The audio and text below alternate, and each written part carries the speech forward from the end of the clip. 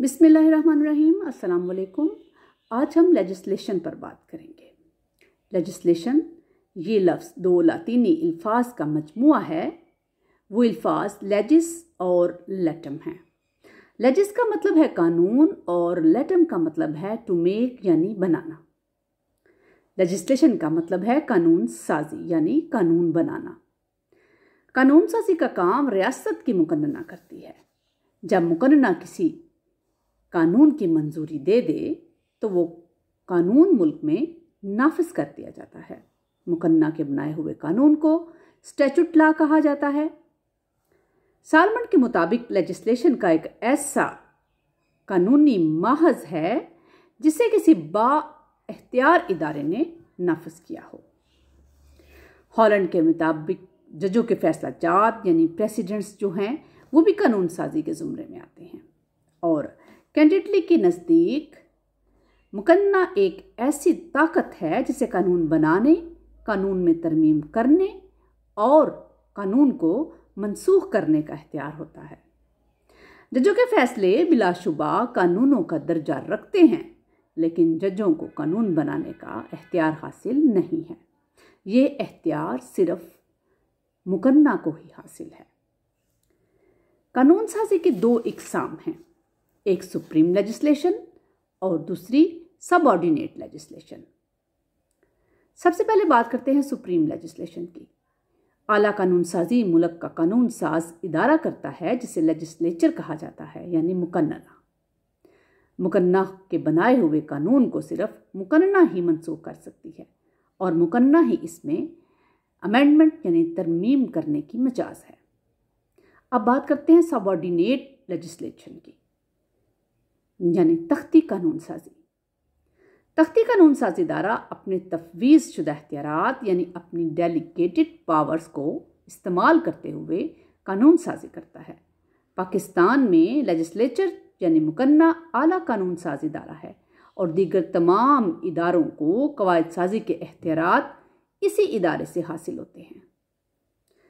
तख्ती कानून यानी सबऑर्डिनेट लेजिस्लेशन जो है वो इदारों को कवायद साजी यानी रूल्स मेकिंग करते हुए इस बात का ख्याल रखना पड़ता है कि कोई भी ऐसा रूल या कायदा ना हो जो कानून से मुतसादिम हो। सालमन के मुताबिक कुछ जो तख्ती कानून साज इदारे हैं जैसे कि कॉलोनियल है यानी कॉलोनियों के कवानीन, शाही मुकन्ना यानी इंपीरियल लेजिस्लेशन के तहत जो कॉलोनियाँ या कवानीन बनती हैं वो तख्ती साजी कानून के ज़ुमरे में आती हैं। अब बात करते हैं एग्जेक्टिव लेजिस्लेशन की। इंतज़ामिया भी रियासत के इंतज़ामी महकमों को चलाने के लिए कानून साजी करता है। यह इख्तियार भी तख्ती कानून साजी के ज़ुमरे में आता है। जब कानून मौज़ा मुख्तलिफ महकमों को चलाने के लिए नाकाफ़ी हो तो महकमों के बाइख्तियार हकाम को कानून साजी के इख्तियारात तफवीज़ कर दिए जाते हैं। हाकिम मजाज अपने महकमे को चलाने के लिए कानून बना लेता है। अब हम बात करेंगे जुडिशियल लेजिस्लेशन की, यानी आला अदालतें अपनी जजमेंट्स के ज़रिए कानून साजी करती हैं। इन जजमेंट्स को, इन नज़ायर को प्रेसिडेंट्स कहा जाता है और जो मातहत अदालतें हैं आला अदालतों के फैसले पर अमल करने की पाबंद होती हैं। अब बात करते हैं म्यूनिसिपल लेजिस्लेशन की, यानी बल्दियाती कानून साजी। बल्दियाती इदारे यानी म्यूनिसिपैलिटीज़ अपने हलकों में कुछ महदूद और महसूस मकासद के लिए कानून साजी करती हैं। इन कवानीन को बायलास कहा जाता है यानी ज़िमनी कानून कहा जाता है। अब बात आ जाती है खुद मुख्तार इदारों की कानून साजी की, जैसे कि यूनिवर्सिटी, रेलवे और वापडा जैसे खुद मुख्तार इदारे जो कानून साजी करते हैं वो भी सबऑर्डिनेट लेजिस्लेशन के ज़ुमरे में आती है। सालमन के मुताबिक कानून साजी सिर्फ़ और सिर्फ रियासत का काम नहीं बल्कि मुख्तलिफ इदारे अपना नज़्म व नस्क चलाने के लिए कानून साजी और कवायद साजी का इख्तियार रखते हैं। स्टैट्यूट लॉ की जो इकसाम है उनमें सबसे पहले जनरल लॉ आता है, उसके बाद लोकल लॉ है, उसके बाद पर्सनल लॉ है और प्राइवेट एंड पब्लिक लॉ है। सबसे पहले जनरल लॉ है। ये कवानीन तमाम रियासत या पूरे मुआशरे के लिए बनाए जाते हैं। उसके बाद लोकल लॉज हैं। ये लोकल लॉज जो हैं ये कवानीन किसी एक महसूस इलाके के लिए बनाए जाते हैं। अब बात करते हैं पर्सनल लॉज की। ये कवानीन मुआशरे के किसी खास तबके के लिए बनाए जाते हैं। आजकल ज़ाती कवानीन की तादाद बहुत कम रह गई है। अब आ जाता है प्राइवेट एंड पब्लिक लॉ। निजी कानून किसी फ़र्द वाहद की दादरसी के लिए होता है, जबकि कानून आमा अवामन नास के लिए होता है। अब बात करते हैं कि superiority of statute over president, यानी कानून मौज़ूआ को अदालती कानून पर जो फ़ौक़ियत हासिल है उसमें सबसे पहले एब्रोगेशन पावर है, यानी इख्तियार तनसीख। मौज़ूआ कानून को मनसूख किया जा सकता है, जबकि अदालती कानून को मनसूख करना दुश्वार है। कानून मौज़ूआ को तो तब्दील या मनसूख किया जा सकता है, जबकि एक प्रेसिडेंट दूसरी प्रेसिडेंट को मनसूख नहीं कर सकती। कारकर्दगी के हवाले से देखें तो कानून मौज़ूआ अदालती कानून के मुकाबले में बेहतर कारकर्दगी पेश करता है, क्योंकि ये कानून किसी भी मसले के पेश आने से पहले बना लिया जाता है, जबकि अदालती कवानीन किसी मसले के पेश आने के बाद जज बनाता है। इस लिहाज से मौज़ूआ कानून कुदरती कानून के ज़्यादा करीब है। अब बात करते हैं डिक्लेरेशन की, यानी ऐलान की। कानून मौज़ूआ जब नाफिज किया जाता है तो उसको बाकायदा ऐलान किया जाता है, लिहाजा अवाम अन्नास इससे आगाह हो जाते हैं, जबकि मौज़ूआ कानून को नफाज से कबल कई मराहल से गुजरना पड़ता है, इसलिए अखबारात के ज़रिए अवाम इससे आगाह होते हैं। इसके बरअक्स अवाम अन्नास अदालती कवानीन से आगाह नहीं होते। नोटिस ऑफ अल्ट्रेशन, जब मुकन्ना कोई नया कानून बनाना चाहती है या इसमें तब्दीली का इरादा रखती है तो वो अवाम को इससे आगाह कर देती है, ताकि वो इससे पैदा होने वाली पेचीदगियों से वाकिफ़ हो जाए, जबकि अदालती कानून की सूरत में अदालत खामोशी से अपना फैसला सादर कर देती है और मातहत अदालतें आला अदालतों के फैसलों पर अमल करने की पाबंद होती हैं। अगर मौज़ूआ कानून यानी स्टैट्यूट लॉ में कोई शक या अबहम हो तो मुकन्ना फौरी तौर पर उसे दूर कर देती है, ताकि ये हर लिहाज से वाज़ा और गैर मुबहम हो जाए, जबकि जज के बनाए हुए कानून में ऐसा करना मुमकिन नहीं। इसलिए कानून मौज़ूआ यानी स्टैट्यूट लॉ अदालती कानून से ज़्यादा मुकम्मल और वाज़ेह है। अब बात करते हैं उसकी फॉर्म की। स्टैट्यूट लॉ शक्ल में बेहतर और मुख्तसर होता है और उसे समझना आसान है।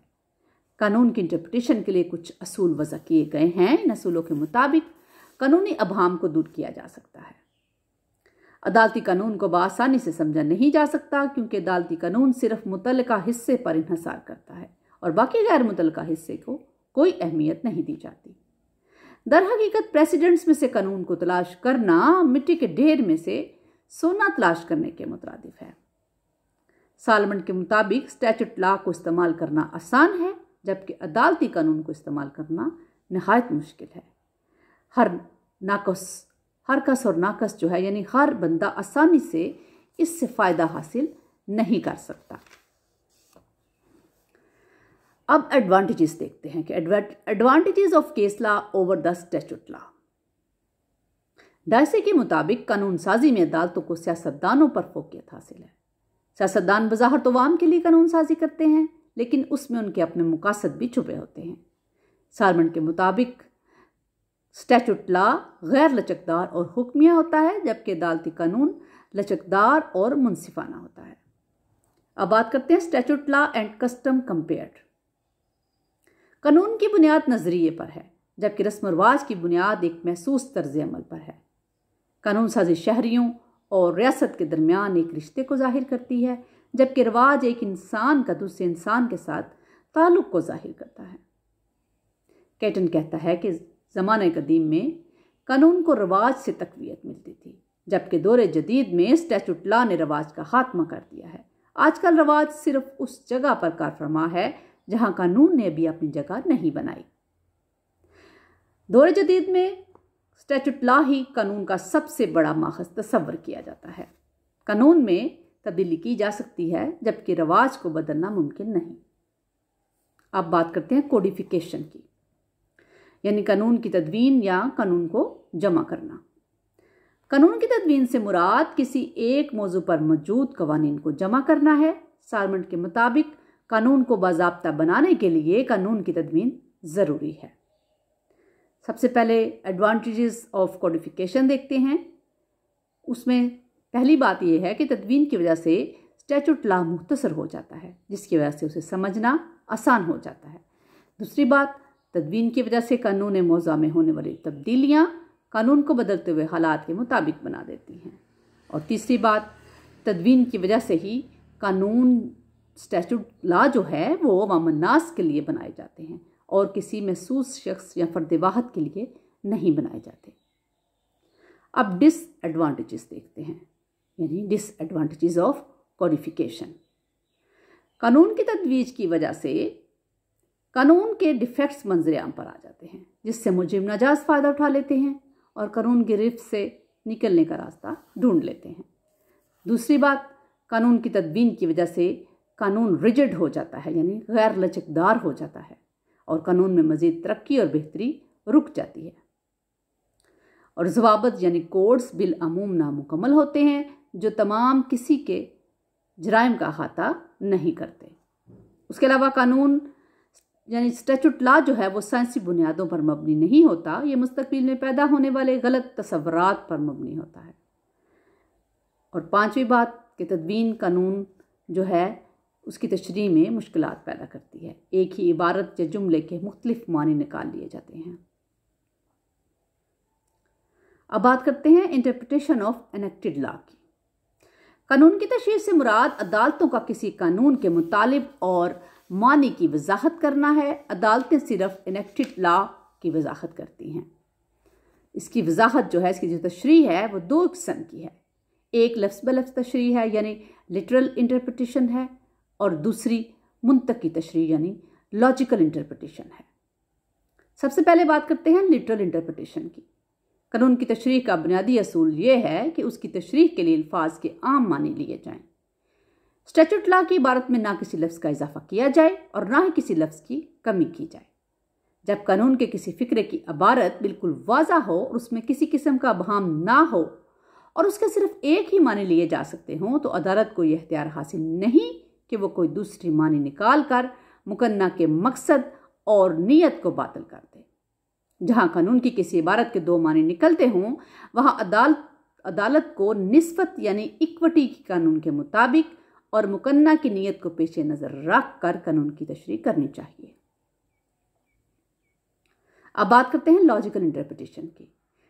सालमन के मुताबिक लॉजिकल इंटरप्रिटेशन लफ्ज़ी मानी के लिहाज से नहीं बल्कि मुकन्ना की नीयत के पेश नज़र की जाती है। तशरीह में अल्फाज के मानी को नहीं बल्कि लेजिस्लेचर की इंटेंशन को देखा जाता है, यानी उसकी नीयत को देखा जाता है। Principles of interpretation.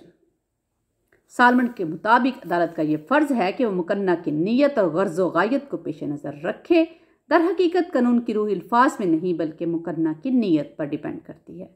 बाज़ औक़ात सिर्फ अल्फाज के मानी जो हैं वो सिर्फ मानी की हद तक महदूद रहने से मुकन्ना की नीयत वाज़ह नहीं होती। इसलिए कानून की नीयत को समझने के लिए कानून की लॉजिकल इंटरप्रिटेशन करनी पड़ती है। अब rule of just and generous की बात करते हैं। इस असूल के मुताबिक जहाँ किसी कानूनी इबारत में महसूस अल्फाज इस्तेमाल किए गए हों, वहाँ आम अल्फाज के भी वही मानी लिए जाएंगे जो महसूस अल्फाज के लिए लिए गए हों। मसलन अगर कानून में असलहा, बारूद और दीगर अशिया पर पाबंदी लगाने का जिक्र हो, तो यहाँ दीगर अशिया से मुराद असलहा और बारूद से बिल्कुल मुख्तलिफ अशिया नहीं ली जा सकती। इस असूल के इस्तेमाल में बहुत एहतियात से काम लेने की ज़रूरत है। मुख्तलिफ मकामात पर इस्तेमाल होने वाले एक लफ्ज़ के एक ही माने लिए जाएंगे, यानी रूल कंस्ट्रक्शन।